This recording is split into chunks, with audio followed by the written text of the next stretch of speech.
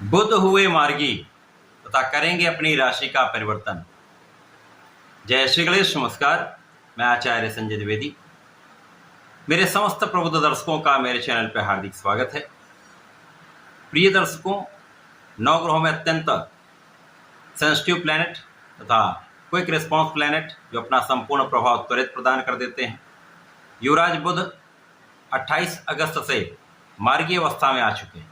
अर्थात बुध जो वर्तमान समय में कर्क राशि में गोचर कर रहे हैं, इनका अब गमन सिंह राशि की ओर हो चुका है। एक बलवान स्थिति बन चुकी, क्योंकि अभी तक ये कर्क राशि में एक निर्बल राशि में गोचर कर रहे थे, परंतु अब अपने मित्र सूर्यदेव की राशि के ओर जब इनका गमन होगा तो ये एक अच्छी स्थिति होती है। 4 सितंबर को ये अपनी राशि का परिवर्तन भी कर लेंगे तथा सिंह राशि में प्रवेश कर जाएंगे। अब सिंह राशि के स्वामी सूर्य के साथ इनका युति प्रभाव आरंभ होगा, जिसके कारण एक महाबलवान बुधादित्य योग का निर्माण हो रहा है। इसके साथ ही साथ जैसे जैसे ये गोचर आगे बढ़ेगा, कुछ नए परिवर्तन होंगे, कुछ बड़े राजयोग बनेंगे जो निश्चित रूप से समस्त राशि के जातकों को कुछ विशेष लाभ देने जा रहे हैं। क्योंकि बुध एकमात्र ऐसे ग्रह हैं जिनका इस समस्त संसार के कार्यक्षेत्रों में संपूर्ण प्रभाव है, अथवा ये कह सकते हैं इस संसार में जितना भी कार्यक्षेत्र है उसमें बुध का कार्यकत्व है, या बुध के बिना कोई कार्यक्षेत्र संभव ही नहीं। क्योंकि कला जगत में बुध हैं, वाणी में बुध हैं, बुद्धि में बुध हैं, व्यापार में बुध हैं, तो समस्त क्षेत्रों में बुध का संपूर्ण प्रभाव है। जहाँ पर कैलकुलेशन है, गणना है, वहाँ पर बुध है। जहाँ पर मैथ है, जहाँ पर शिक्षा है, जहाँ पर ज्ञान है, वहाँ पर बुध है। तो निश्चित रूप से बुध का ये परिवर्तन अत्यंत महत्वपूर्ण होने वाला है, क्योंकि जब सूर्य के साथ ये राजा के साथ युवराज का संयोग बनेगा तो सिंह राशि में महाप्रबल बुधादित्य योग का निर्माण होगा। इसके पश्चात जब सूर्यदेव का राशि परिवर्तन बुध की राशि में होगा, एक महत्वपूर्ण परिवर्तन राजयोग भी बनेगा।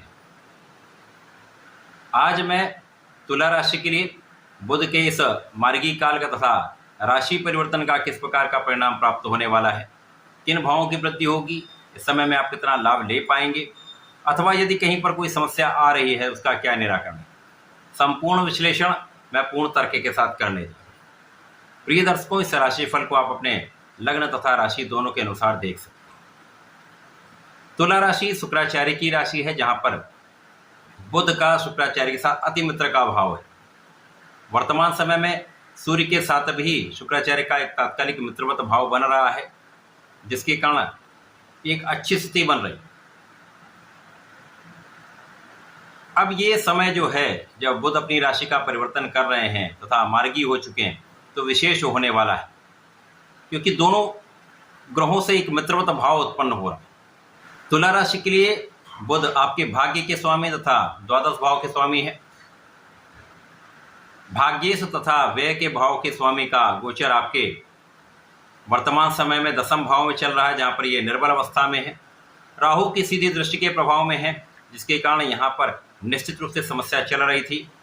अब ये कर्म क्षेत्र का भाव है, जहाँ पर बुध का गोचर राहु के दृष्टि के प्रभाव में होकर निश्चित रूप से समस्या उत्पन्न कर रहा था, क्योंकि यहाँ पर राहु का प्रभाव आपके दसम भाव पर भी है, आपके धन भाव पर भी है, जिसके कारण आप कार्य क्षेत्र में संपूर्ण रूप से प्रयास करने के बाद भी उतना लाभ नहीं ले पा रहे थे, धन वृद्धि नहीं हो पा रही थी, अथवा धन का आप संचय या बचत नहीं कर पा रहे थे। धन के इन्वेस्टमेंट में समस्या हो रही थी, कार्य क्षेत्र में लोगों का असहयोग मिल रहा।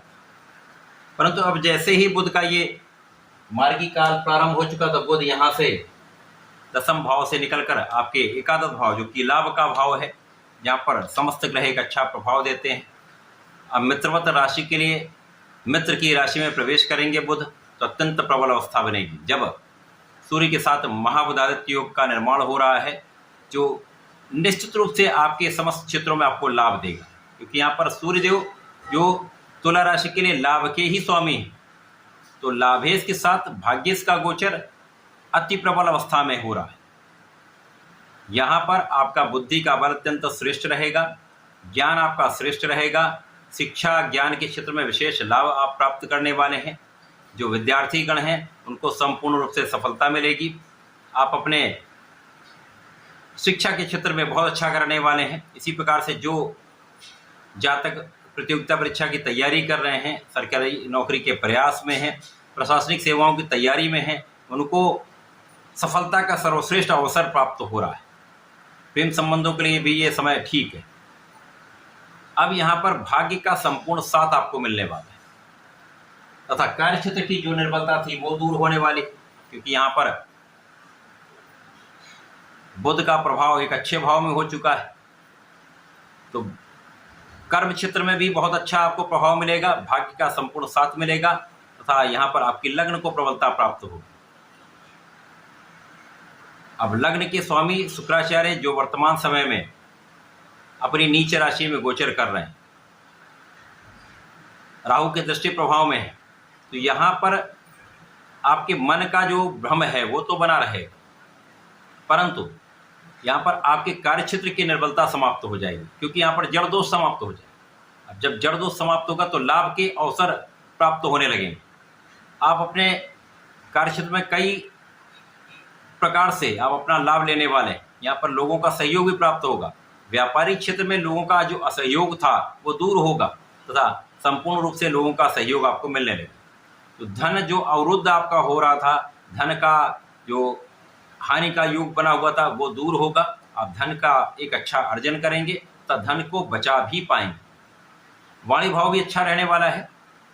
यद्यपि यहाँ पर कहीं ना कहीं कुछ व्यसन की अधिकता हो सकती है, भोग विलास आपका बढ़ सकता है, इन पर आपको नियंत्रण रखना होगा। परंतु सूर्यदेव के साथ जब बुध का गोचर होगा तो बहुत कुछ समस्याएं कम होंगी, क्योंकि यहाँ पर आपका आत्मबल अच्छा रहने वाला है, पिता का संपूर्ण सहयोग मिलने वाला है, उच्चाधिकारियों से आपको लाभ मिलने वाला है, तो शासन सत्ता का संपूर्ण सहयोग आपको प्राप्त होगा।